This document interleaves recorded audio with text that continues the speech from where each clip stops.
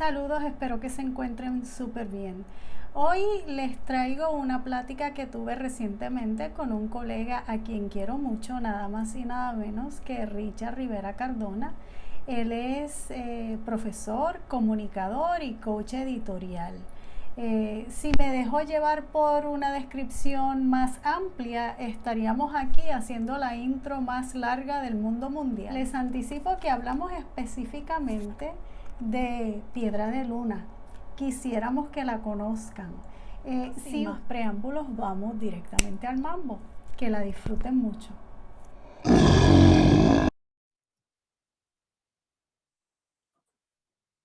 Saludos, Richard. ¿Cómo te encuentras? Hola, Bella. Saludos. Muy bien. ¿Y tú? Todo bien, aquí disfrutando de tu nuevo bebé. Yo de vez en cuando me creo que estos bebés son mis ahijados, especialmente cuando he estado tan cerca durante el proceso, ya sea envuelta de alguna manera o simplemente observándote de lejos, como fue en el caso este. Eh, ¿Cuál fue tu inspiración para el título? Porque tú sabes que a mí los títulos me obsesionan. Sí, pues mira, Bella, casualmente, cuando yo hice esta novela para mi trabajo de tesis de la maestría en escritura creativa en creación literaria de la Universidad del Sagrado Corazón, mi tesis tenía otro título. Y luego, cuando yo estuve en el proceso de edición y de analizar ese trabajo para visualizarlo como un libro para publicar, la historia me dijo otra cosa. La historia me habló de que debía titularse de otra forma. Si el personaje principal se llama igual Piedra de Luna, pero el título que yo había analizado se titulaba El revés de tu silueta. Y era como ir, ¿verdad? Más allá del cuerpo, más allá de la silueta. Pero luego cuando lo conceptualicé como un libro que iba a publicar, conectaba un poco más con el público que llevar el nombre de la protagonista. Y el nombre de esta protagonista, que es un nombre inusual, porque nadie se llama Piedra de Luna, viene de una piedra que se llama precisamente Piedra de Luna, que esa piedra es bien importante en la historia que presento en la novela. Así que Sí, de ahí nació. así es, sin soltar mucho la sopa, ¿verdad? Piedra de Luna, en un momento dado, pues sale a relucir el porqué del título. Y cuando la trama se va desencadenando, eh, bueno, para no ir de un lado a otro, que me puedo volver medio dispersa sin mucho esfuerzo. La trama comienza con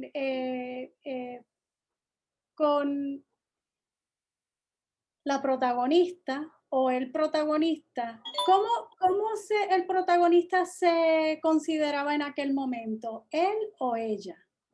Pues mira, la persona protagonista en la historia, desde pequeña empezó a darse cuenta de que su identidad de género no era varón, como había sido clasificado al nacer. En nosotros cuando nacemos, ¿verdad? Por la biología, se ha determinado que si naces de cierta manera eres varón y de otra manera eres mujer. Más allá de eso, el tema de la identidad es más complejo, ¿verdad? Eh, Hay personas que sí han coincidido, ¿verdad? Que se les conoce como personas cisgénero, que son las personas que su identidad de género coincide con su genitalia. En este caso, vemos una persona que no ocurre eso, que no coincide. Por eso se les llama personas transgénero. Y en el caso de Piedra de Luna, desde pequeñita comenzó a darse cuenta de que no encajaba con lo que se decía que era. Le decían que era un niño, pero no se sentía niño, no se identificaba como un niño, ¿verdad? Más allá de una sensación, como a veces decimos, ¿verdad? Se siente mujer o se siente hombre. La realidad es que la identidad del ser humano es más allá de lo que nosotros sentimos, ¿verdad? Es un cúmulo de elementos con los que podemos armar lo que somos, ¿verdad? Y va a variar siempre, ¿verdad? Una mujer no es igual a otra mujer, un hombre no es igual a otro hombre, así que no es tan sencillo el asunto. Y este personaje que presentó en la novela, desde pequeñita, se identificaba como mujer. S- y su abuela juega un papel bien importante en esa aceptación de qué es lo que se supone que yo sea, qué es lo que la sociedad espera de mí y cómo yo me veo. El qué se espera y el cómo yo me veo entran en un conflicto que la abuela de alguna manera ayuda a resolver. Esa aceptación, ¿verdad? En un momento donde no había tanto comportamiento, o sea, que donde el comportamiento no era tan permisivo como se podría encontrar en la actualidad, ¿verdad? Siempre en pos de mejorar y siempre esperando que pues todo siga mejorando y eh, todo el mundo se pueda aceptar tal y como viene, tal y como es esa identidad, pues parece que en aquel momento, según estoy mirando el tiempo y espacio de la novela, eso no era una posibilidad. Era una generación un tanto restrictiva en cuanto a la identidad de lo que es el ser y de cómo fue esa envoltura, por decirlo de alguna manera. Este,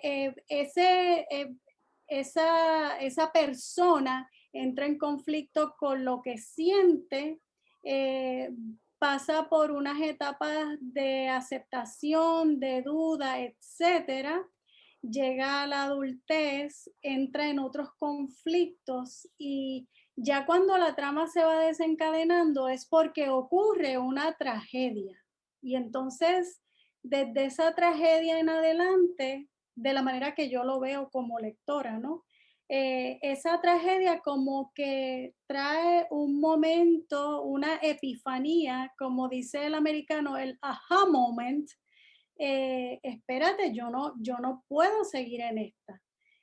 Por fortuna, todo se desencadena luego de esa tragedia que fue muy desafortunada. Una tragedia en todas las de la ley es la que irónicamente, ¿no? Desencadena y desamarra ese nudo. Entonces, el final no sé cómo te fue construirlo, porque a veces nosotros como autores queremos que un personaje vaya por un camino y el personaje se empeña en seguir por otro camino que no es el que nosotros visualizamos originalmente. ¿El personaje te ofreció resistencia o lo fuiste llevando sin problema? Pues la historia, yo ya la tenía bosquejada como está escrita. Sin embargo, lo que yo hice fue ajustar unas tuercas en términos emocionales de la tensión. La novela era un poquito más light en mi versión de tesis. Ya luego en la revisión yo vi que la propia historia pedía, por ejemplo, esa tragedia que tú mencionas, que es la sacudida más fuerte que tiene en ese hilo de la historia la protagonista, era menos sangrienta, pudiéramos decir, era menos trágica. Y fuimos ajustando esas tuercas para que cayera por su propia carga emocional. Ya el final que me mencionas, sí yo tenía una idea de que fuera algo similar, pero sí surgió en el camino con los elementos que yo iba dejando en el camino de la historia. A mí me gustan mucho las novelas que al final hagan como un recogido de las piezas que van dejando sueltas en el camino. Por eso se hace referencia a muchas cosas que significaron algo en ciertos puntos de la historia para dejar como ese espacio más cerrado, ¿no? Así que traje eso de literatura que yo he leído, que me ha gustado ese recurso y lo integré en este final. En ese desenlace, que es un desenlace un tanto, eh, ¿cuál es la palabra que me caería? Es como una ilusión por la que muchas personas han pasado, que no necesariamente se convierte en una realidad. En este caso es una realidad, de la ilusión se pasa a la realidad y no es que sea una ilusión porque no sea creíble, porque sí es una realidad que es creíble, que es posible y que es probable. Pero el lector también se va a sentir identificado con, con la persona que ha sido rechazada por su familia, por la sociedad, quizás por compañeros de escuela, por compañeros de universidad, compañeros de trabajo, llámele X, y que encuentra a través de la vida le va asignando, a veces yo digo que la vida te asigna la familia que naturalmente no se te dio. Y entonces uno va escogiendo por el camino esas compatibilidades y uno se va haciendo de una familia que aunque no por lazos de sangre, podría llegar a tener un lazo más fuerte que un lazo de sangre. Dicen que la sangre pesa más que el agua, pero no necesariamente. A veces podemos tener unas relaciones familiares con gente que no tienen nada que ver con nosotros. Yo a veces le digo a esas relaciones de familia, somos familia por la vena Quaker, en vez de por la vena de la sangre. Y entonces en ese sentido, Piedra de Luna se hace de unos lazos, de una familia que ella pues consiguió a través del camino por unas compatibilidades, por el rechazo a veces lleva a uno a que uno busque en los lugares correctos o en los lugares equivocados. Eh, Afortunadamente, ellas llegan a conseguir ese lazo, ese amor que de otro modo no lo hubiesen podido encontrar y disfrutar.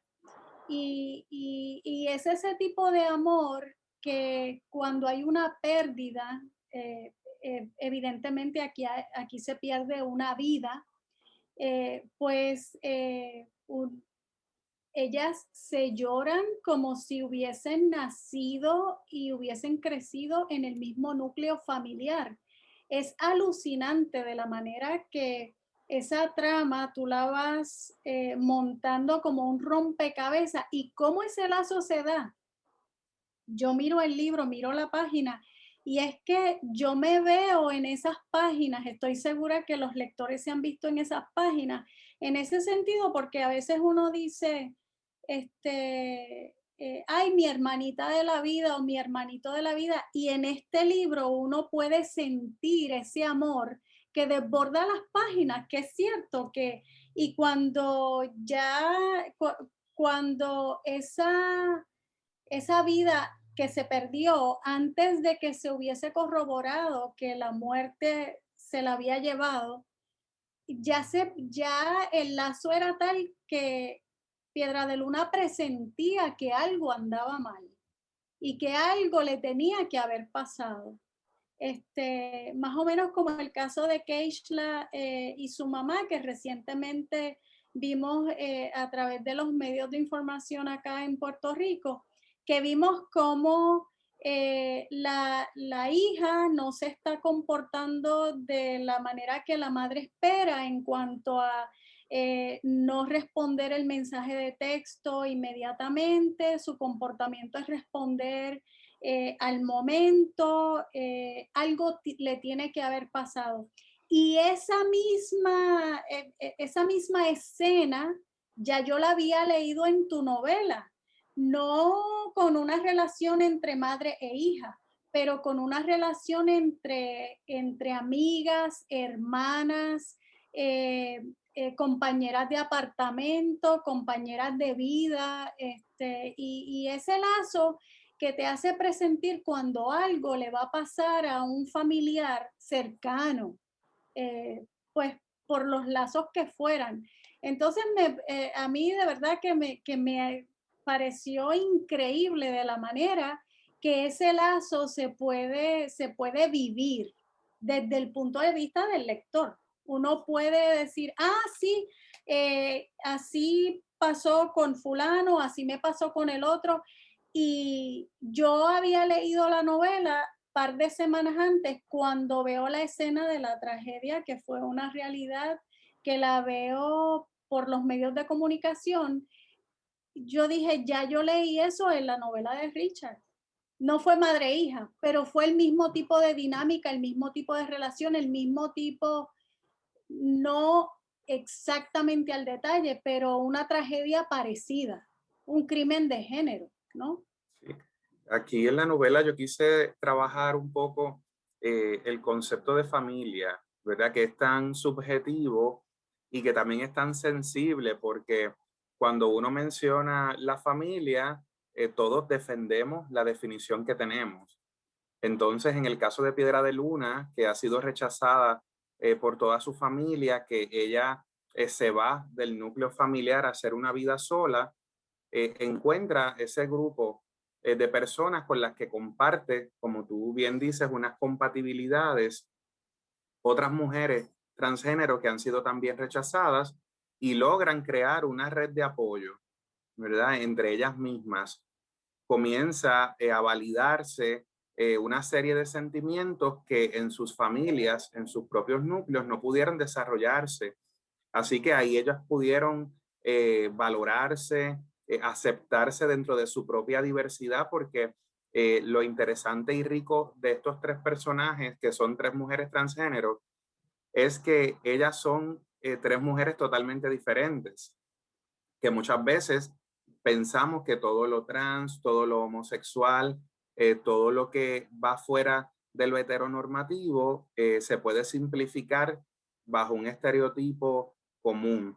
En este caso, estas tres mujeres son diversas, tienen sus propias características particulares, sus propias personalidades, sus propias formas de ver la vida. Y ahí es donde ellas logran poder ser ellas mismas. Y ahí es donde ellas se sienten que lograron un hogar, una familia. Y cuando comienza, ¿verdad? Los diferentes embates de la vida, pues ahí ellas experimentan con total honestidad lo que es sufrir a nuestros seres queridos, lo que es perder nuestra familia.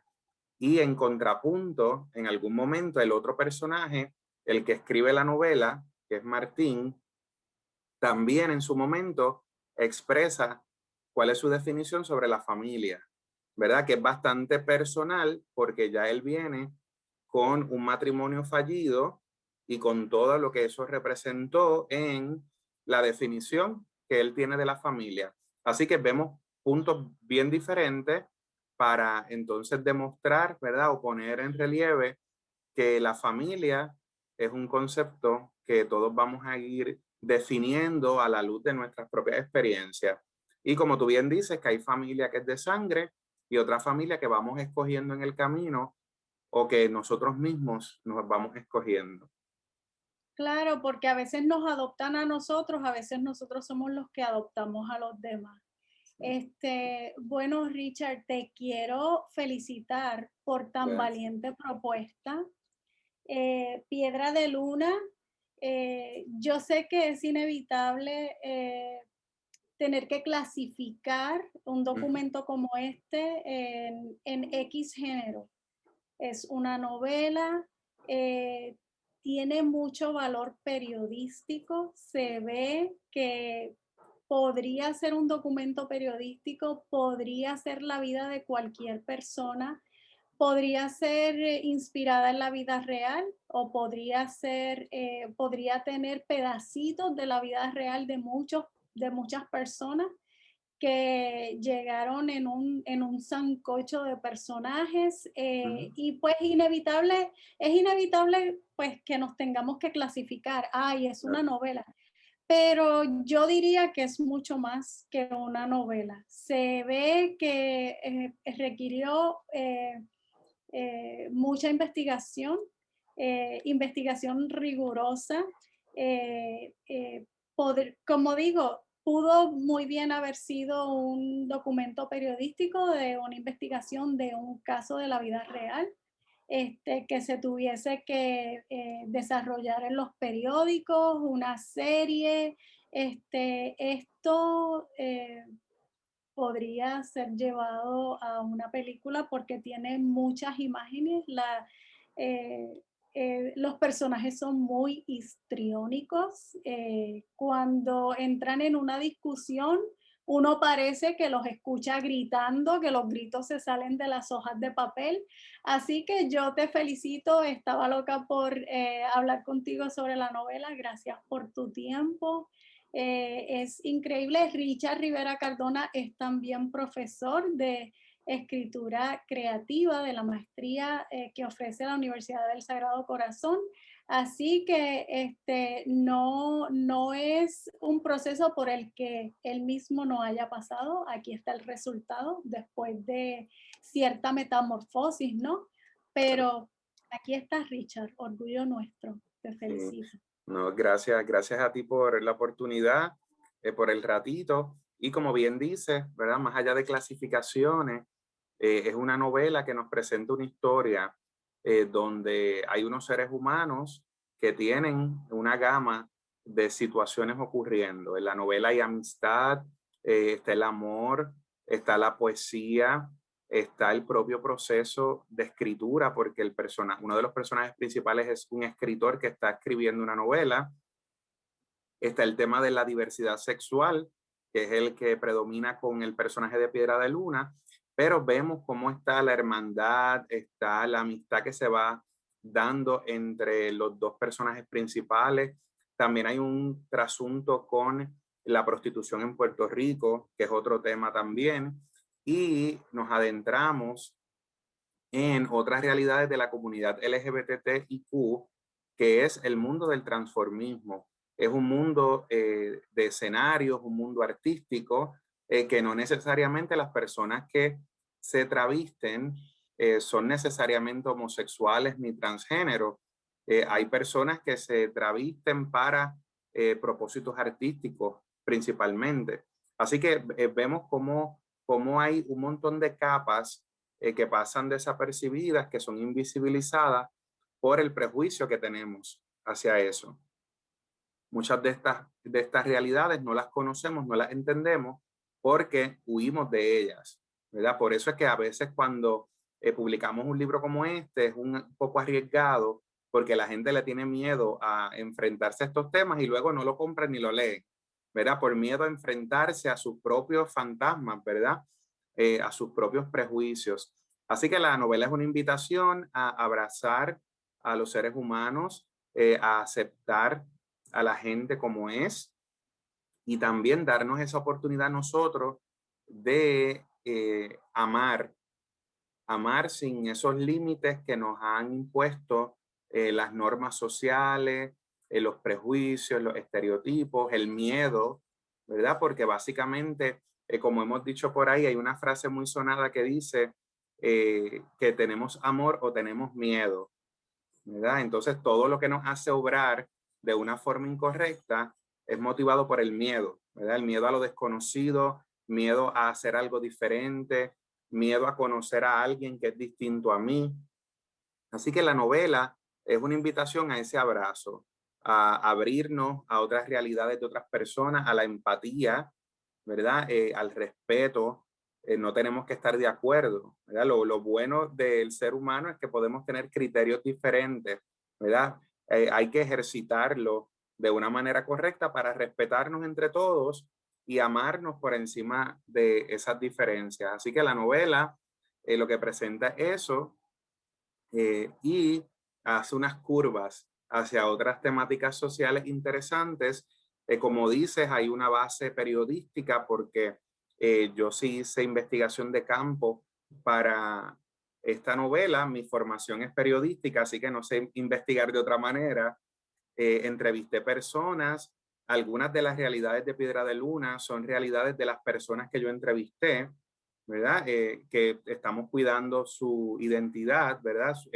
Por eso no mencionamos nombres, pero sí tengo prestadas cosas reales que le pusimos al personaje de Piedra de Luna, por eso en muchas ocasiones se siente demasiado real. Y en ese camino también pues fue de mucha educación para mí, porque hay muchos ángulos de estas temáticas y de estas comunidades que son muy confusos, ¿verdad? Porque son contrarios a la construcción social que tenemos. De repente nosotros vemos el mundo desde un solo lado y la realidad de todas estas personas es diferente, ¿verdad? También se cruzan ideologías, se cruzan religiones, se cruzan elementos de la cultura que nos hacen rechazar todo lo que no se parece a nosotros. Y la novela precisamente es una invitación a que nosotros podamos abrir los ojos a otras realidades de otras personas que porque nos tapemos los ojos no dejan de existir, ¿verdad? En la realidad de los demás es su propia realidad y a veces nosotros la simplificamos o creemos entenderlos, ¿verdad? Pero no necesariamente, hay que ponerse en los zapatos de los demás un poquito más a menudo. Así que la invitación es a que nos cambiemos de zapatos un ratito y juguemos a ser otras personas también para al final ser mejores personas. Sí, poder entenderlo. Yo lo que traté de entender, y quizás tú me lo puedes aclarar en este momento, es la falta de confianza que Sí, sienten las personas trans claro. ante la humanidad en general. Es Sí, porque han sido, me imagino, pateados, invisibilizados y castigados desde siempre. sí, mira, hay unos datos bien interesantes. En el mundo, si hablamos de minorías, el grupo minoritario más marginado es la población trans.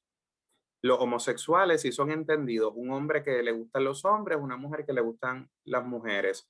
Más allá de eso, en nuestra mente como que no ha llegado a asimilar que un cuerpo que asociamos como hombre o como mujer puede identificarse de otra manera.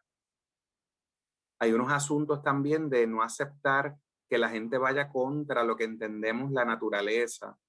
Así que todos estos elementos vienen de una raíz también religiosa, ¿verdad? Fundamentalista, que no podemos cuestionarnos nada, que nada puede transgredir lo que conocemos.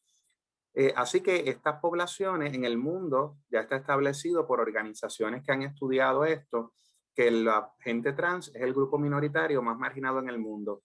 En Puerto Rico, para irnos a un contexto más cercano, no existen estadísticas de cuántas personas transgénero hay en Puerto Rico. Y eso se debe en gran medida a que estas personas no quieren ser identificadas. Por eso no llenan ni un cuestionario. Esos cuestionarios, irónicamente, pudieran resultar en las ayudas que ellos necesitan, ¿verdad? Porque podemos ver cuáles son las necesidades primordiales, dónde están ubicados, qué cosas están urgiendo. Sin embargo, el miedo es tanto a que tú sepas mi dirección, a que sepas mi número de teléfono. Eh, ¿Por qué? Porque usualmente lo que reciben de respuesta son ataques, ¿verdad?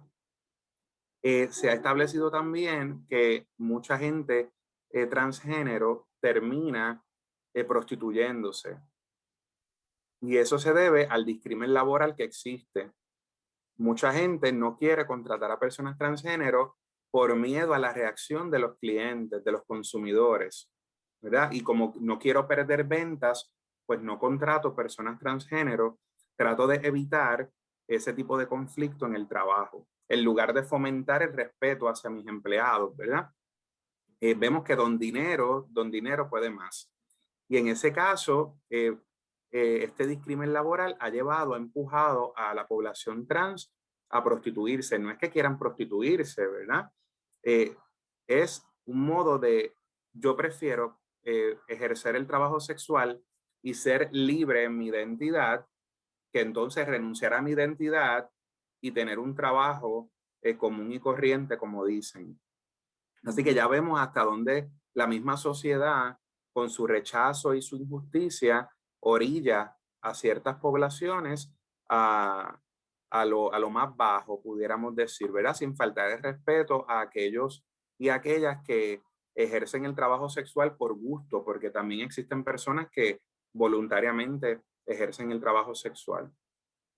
Así que vemos que una realidad de un grupo que está pisoteado, marginado, y que lo que predomina en ellos es, como tú indicas, la desconfianza, ¿verdad? Al punto de que en la novela hay una escena en la que se cuenta que llega un cliente en carro, ella se monta en el carro y el cliente lo que quiere es burlarse de ella, ¿verdad? Y en un momento dado abre la puerta del carro y la lanza mientras el carro está en movimiento.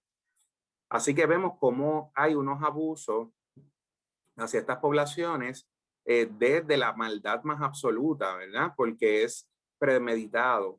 En Puerto Rico ha habido casos, por ejemplo, de personas que han ido buscando servicios sexuales a la calle, a zonas que son popularmente conocidas porque hay hombres vestidos de mujer o mujeres transgénero, y luego han terminado asesinándolas porque se dieron cuenta de momento que no eran supuestamente mujeres, que eran hombres. Pero todo el mundo sabía que ahí lo que había era mujeres trans o también hombres vestidos de mujer. Así que vemos cómo hay un consumo, ¿verdad?, del servicio. Y luego cuando llega el elemento de la conciencia y el elemento luego del éxtasis, pudiéramos decir, pues entonces hay algo que defender, ¿verdad? Hay una hombría que defender y que se defiende matando a la otra persona. Así que un juego absurdo de nosotros mismos, ¿verdad? Es un conflicto de nosotros con nosotros mismos, de no poder aceptar a los demás, de no poder aceptar nuestras propias pasiones, ¿verdad? Eso es otro trasunto que tiene la novela, de cómo hay una hipocresía con nuestra propia sexualidad, eh, con unos límites que nos imponemos porque se sale de lo que se espera de nosotros. ¿Verdad? Un hombre, cómo debe comportarse en la cama, cómo se comporta una mujer, ¿verdad? ¿Cuáles son esos límites?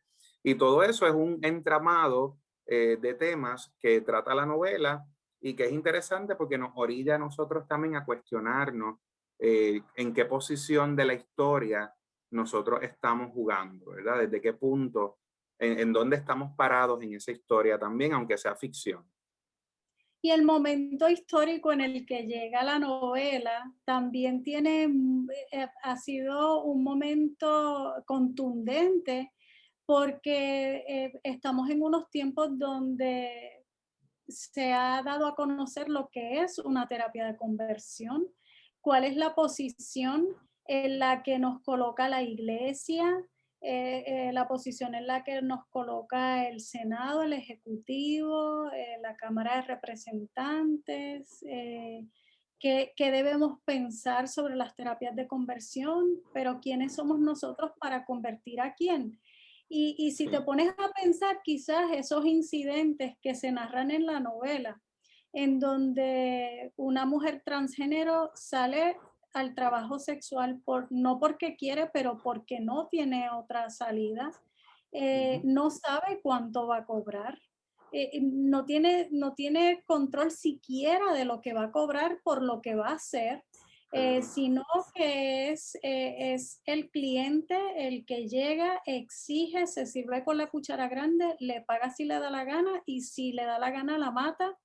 Ujú, Entonces, todo esto podría vincularse y circular hacia el principio, ¿verdad? Que vino primero el huevo o la gallina.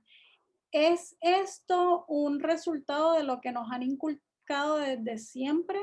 Porque terapia de conversión puede ser cualquier cosa. Terapia de conversión puede ser que la iglesia donde tú ibas a servirle a Dios, llegara el pastor o alguna persona de poder en la iglesia y se diera cuenta de tu preferencia sexual o de tu orientación o de llámele X y dijera, ah, no, no puedes cantar en el coro, te tienes que ir a disciplina, irte a sentarte en el último banco o no regreses a la iglesia hasta que hagas X, Y o Z penitencia. Eso puede ser una terapia de conversión.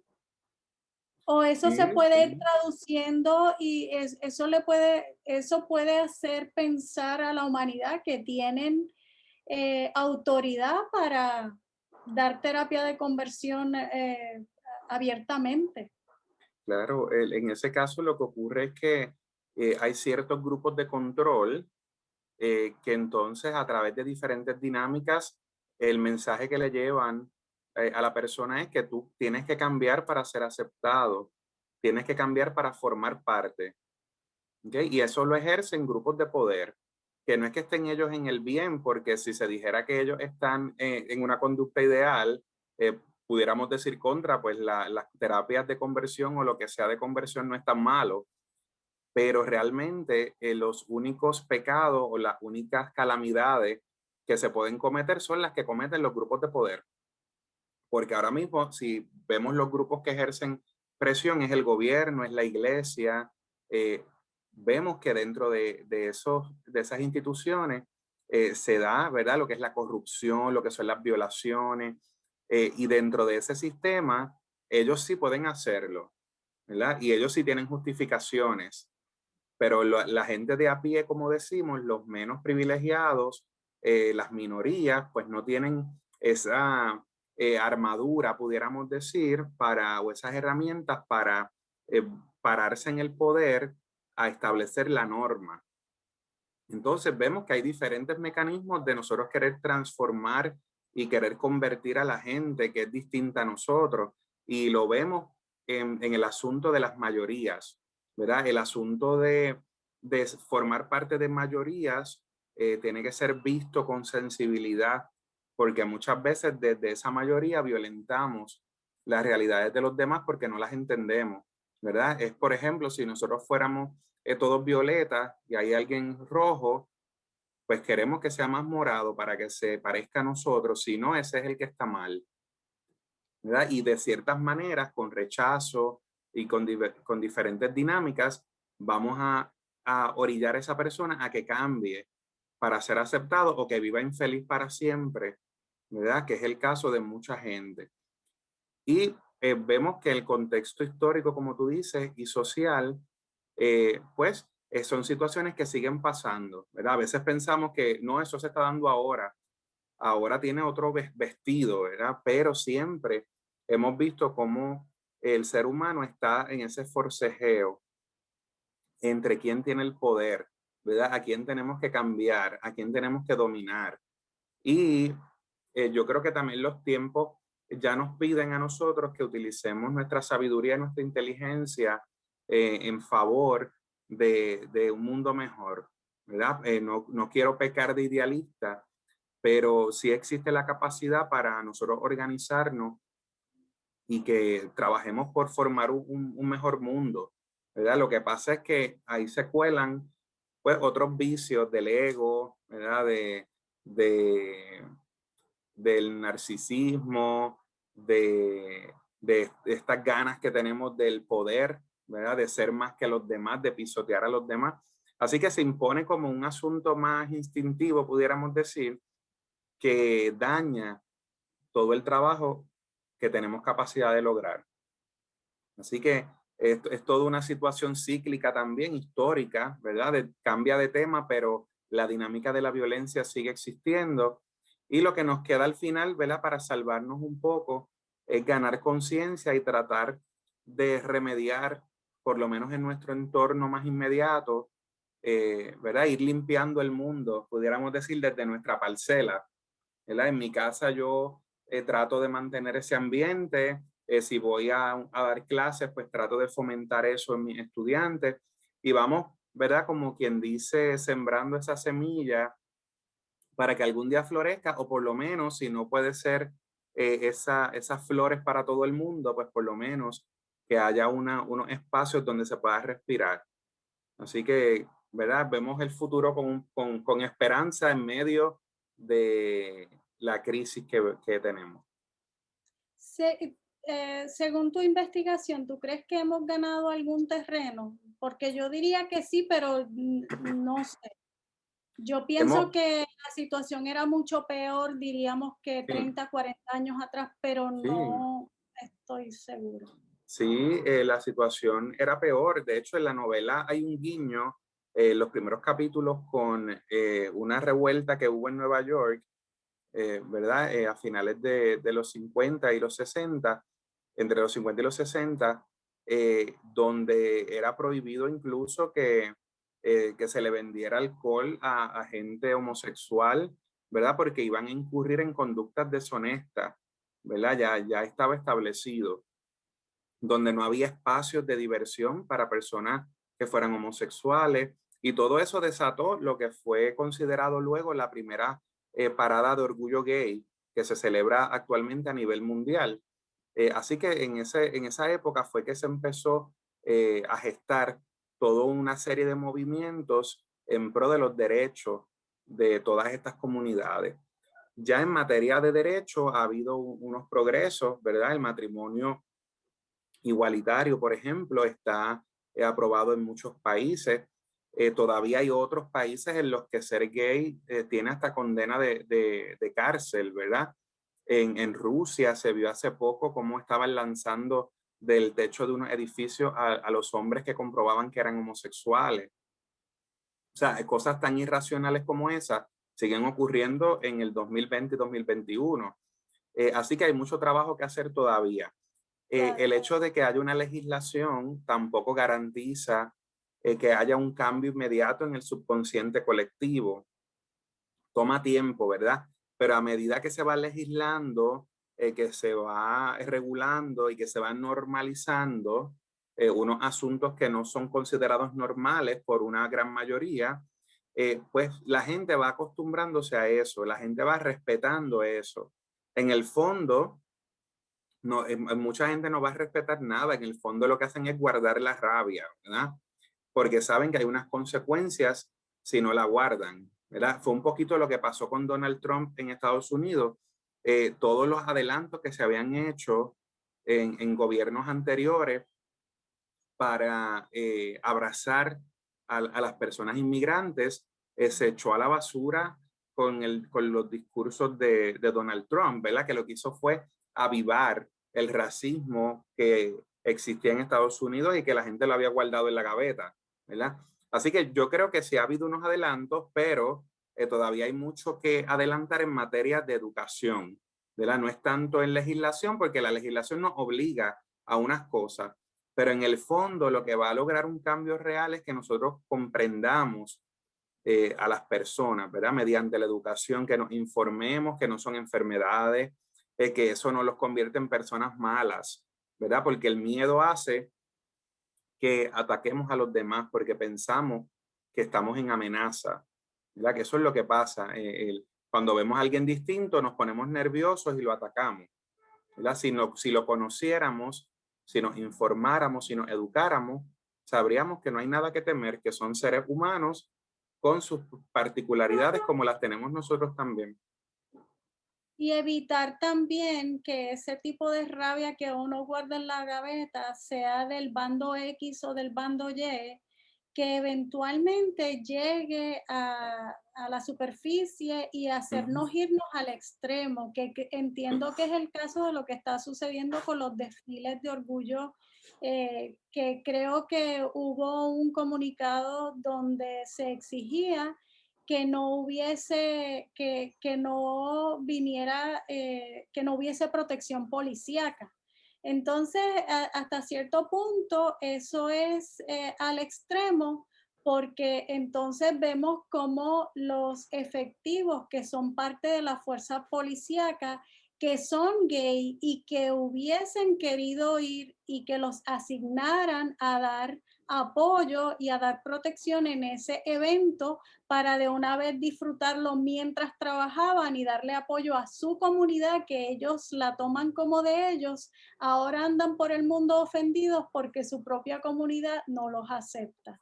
Entonces ujú, yo entiendo que es lo que tú dices, eso tiene que ver con la educación y con la falta de entendimiento, porque pues si fuéramos un poquito más empáticos en términos generales, nos diéramos a la tarea de buscar y de ser tolerantes los unos con los otros, porque el discurso de tolerancia es muy bonito, ujú. pero queda mejor cuando se lleva a la práctica. Claro, y entender también que los patrones de violencia no es que se dan únicamente de heterosexuales a homosexuales, ¿verdad? De hombre a mujer, de adulto a niño. La realidad es que los patrones de violencia se dan por la desigualdad que hay, ¿verdad? Siempre vamos a ver que los que están en la parte de arriba de la goma están propensos a abusar de los que están en la parte de abajo, ¿verdad? Por eso vemos que los blancos atacan a los negros, si hablamos de los dominicanos atacan a los haitianos, los de Estados Unidos atacan a los mexicanos atacan a otra gente, ¿verdad? Vemos cómo la dinámica del poder potencia esa dinámica de violencia, ¿verdad? Es entender que hay una violencia y una microviolencia o diferentes ramificaciones de violencia, muchas caras, ¿verdad? Así que incluso dentro de la misma comunidad LGBTIQ hay violencia, hay intraviolencia, pudiéramos decir, ¿verdad? Ahí Y el se ve la homosexual, novela. y se ve en la novela, los homosexuales que son más varoniles atacan a los que son más femeninos, entre otras dinámicas, ¿verdad? Así que vemos que nadie está exento de entrar a un círculo de violencia. Por eso es que es tan importante que todos nos eduquemos, que podamos identificar si estamos haciendo algo mal, ¿verdad? Si estamos violentando a los demás. Es un ejercicio de reflexión constante que no mucha gente está dispuesta a hacerlo, ¿verdad? Porque autoevaluarnos es doloroso, es incómodo. Así que la novela también es una invitación a eso, a quitarnos la ropa y mirarnos en total desnudez frente al espejo para ver si realmente estamos haciendo las cosas bien o no. Mira, ¿y dónde podemos conseguirlas, Richard? Pues la novela está en este momento en tasasyportadas.com, que es un local en Hormigueros. También pueden ir en presencial a comprarlo en Tazas y Portadas, Tomarse un cafecito allí tomarse un una vez. cafecito, comerse un dulcecito y llevarse otros libros de una vez. De hecho, Tazas y Portadas es ahora mismo la librería que más está moviendo el libro de autores locales.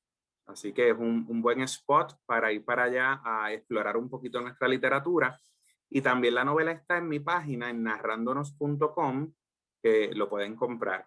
Ya próximamente estará en otras librerías del país y agradezco de paso a la gente porque la novela se ha acabado ya varias veces, así que el apoyo lo agradezco y lo valoro muchísimo y sobre todo porque se cumple ese propósito, primero de que la gente lea a uno, porque todo escritor quiere que lo lean, y en segundo lugar, si es un libro que puede aportar algo, pues al final la satisfacción es mayor. Así que agradezco un montón el apoyo y el interés que han tenido en la obra.